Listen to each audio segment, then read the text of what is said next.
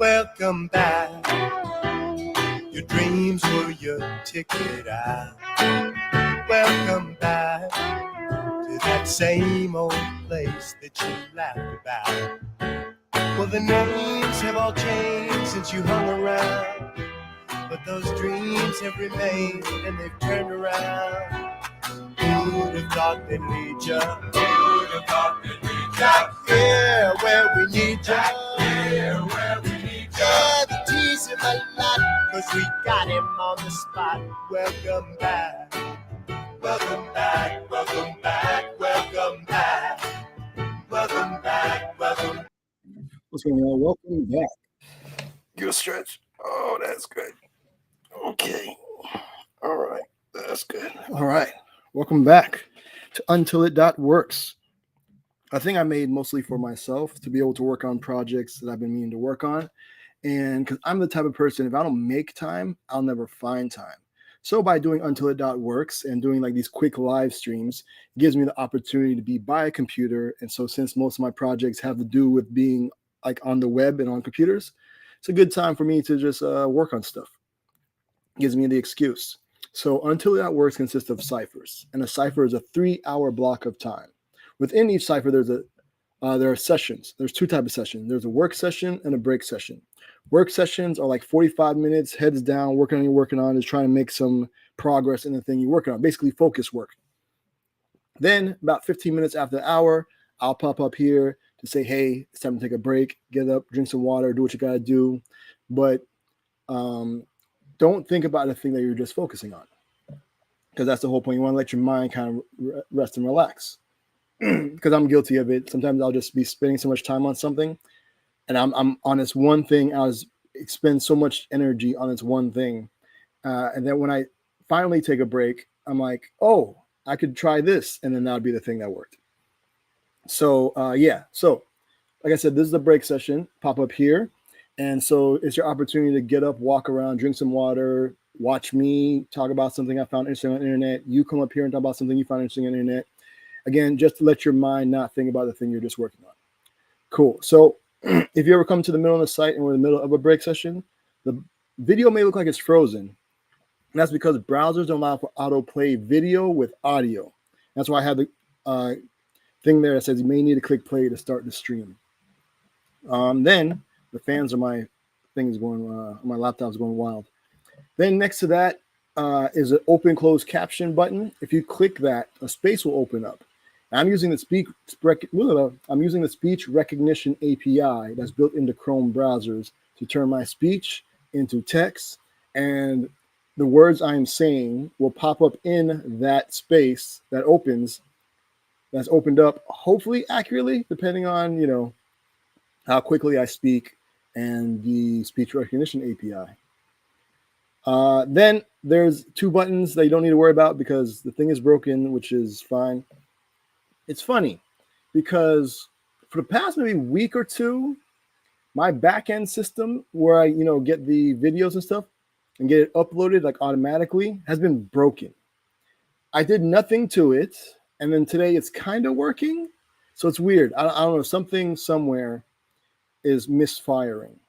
And so I need to go back because I did this, I think I said like 3 years ago. And I know a lot more than I did then.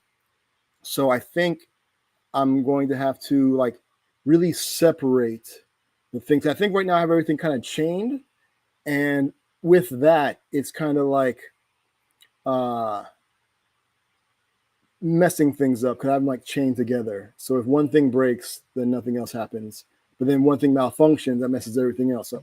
So I'm going to have to make it very separate and just figure out how to have them talk to each other.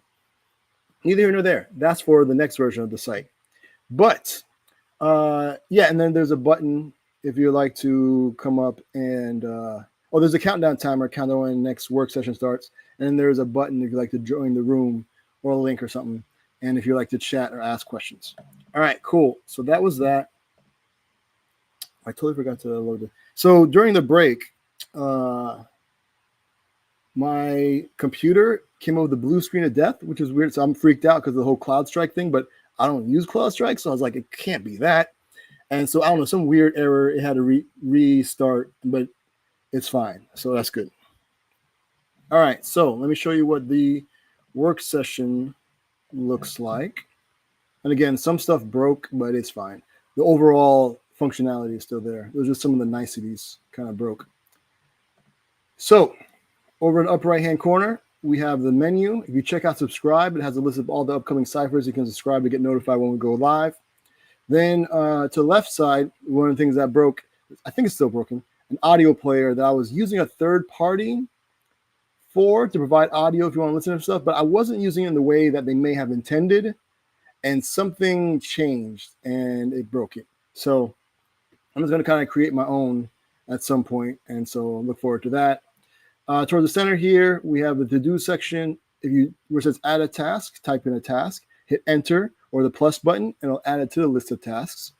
You can edit the task by clicking the text. You can delete it by clicking the X button. Or if you want to mark it done, you can click the checkbox, and I'll send it to the section done. If you click the word done, it'll show you all the things you got completed.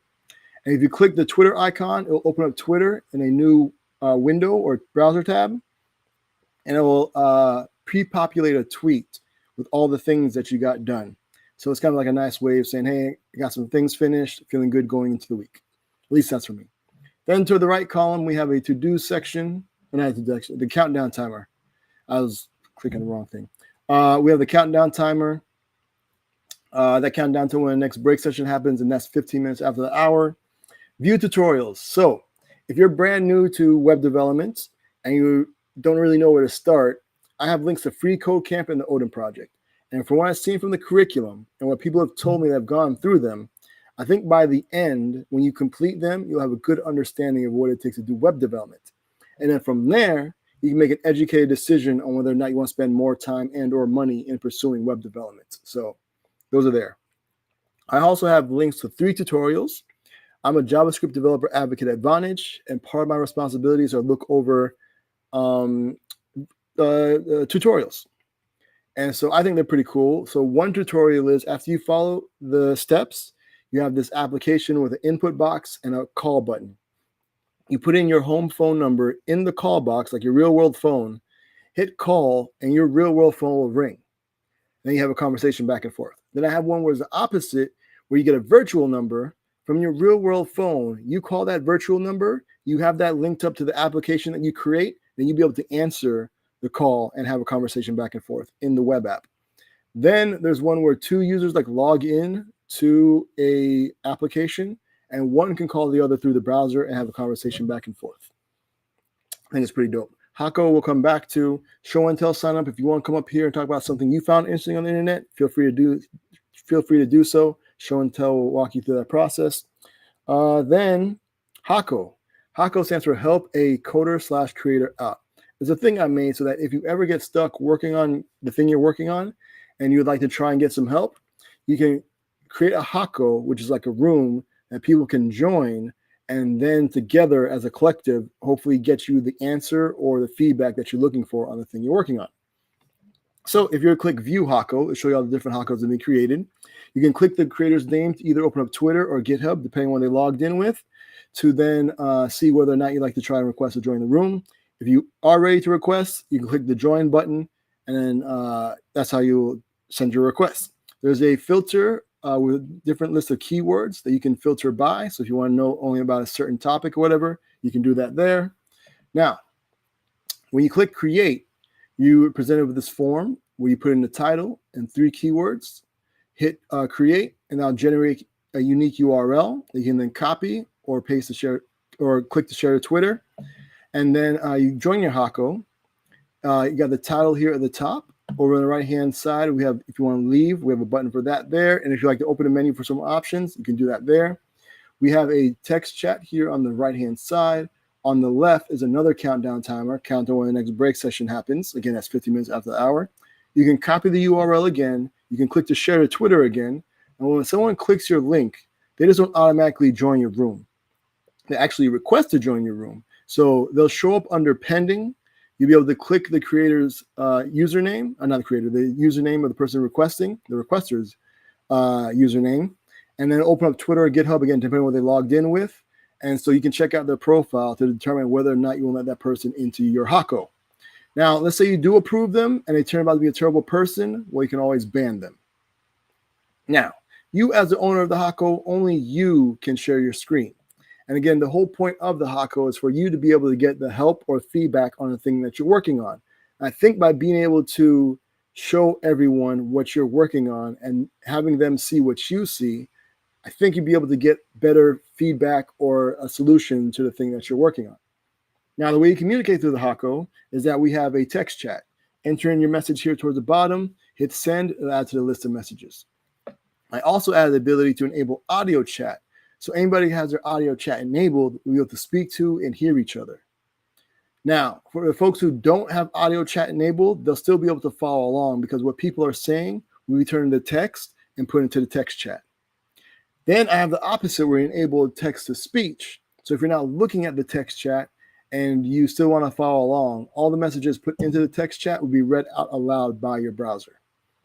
And then, yeah, I think that's it. You can check out all the different Hakos that have been created. And yeah, I think that's it. Cool. So I'm going to get y'all back to work because I'm working on this project. And basically what it is, it's going to be some functionality of another project that I'm working on. So it's going to be a thing there where people can like share their screen and like select their camera and microphone or whatever, right? And then I want them to be able to record that, their screen and their camera. And so I'm figuring out ways to be able to make that happen. And so I think I figured out something. It's using Canvas, but then I have to work on the audio because I forgot that the way I'm taking the video feed and I'm like painting it onto the canvas, but there's no audio there. So I have to do a thing where it's pulling audio from the video, adding that to the Canvas stream, and then doing that. But I think so far it's working, kind of. I just got to add the audio thing. I don't know, it's weird. So I've been working on the recording thing. I'm using a new API that's built into the web that I've never really used before. And so I'm learning a lot, you know what I'm saying? So it's pretty dope. Now, what I need to do is finish up the overarching project because what I'm working on now is only basically solely for myself, like my version of it, but the general populace, because I want people to be able to deploy it themselves, is not necessarily a part, you know what I'm saying? There's something mostly for myself. So I need to get the actual overall thing done, which is probably what I should be working on. And that's probably what I'm going to work on. Talking about it now, I'll probably switch over to that and work on that. Because it's basically almost done. Like the back end, I might want to rewrite the back end part, or maybe not. I don't know. I'll probably get the front end stuff going. I don't know. We'll see. So these are the type of stuff I think about. All right. I'm going to get y'all back to work. Thanks for hanging out. I'm going to send you all off with some traveling music. Let me know what y'all, let me know what you're working on. You know what I'm saying? And yeah, till 15 minutes after the hour, I wish you much productivity. Thanks for hanging out. This is Anthony Cruz, a.k.a. A Buddha. The track is called Thank You. A little travel music on your way out. All right, thanks again, y'all. Y'all be easy, and peace. I want to say thank you for holding on when a brother was down and out. Now I feel so strong, and I want to say thank you for being there when a brother had nowhere to turn to. You were there, and I feel like hell. And everybody says, yeah, we spread love like, yeah. I want to say thank you for holding on when a brother was down and out. Now I feel so strong, and I want to say thank you for being there.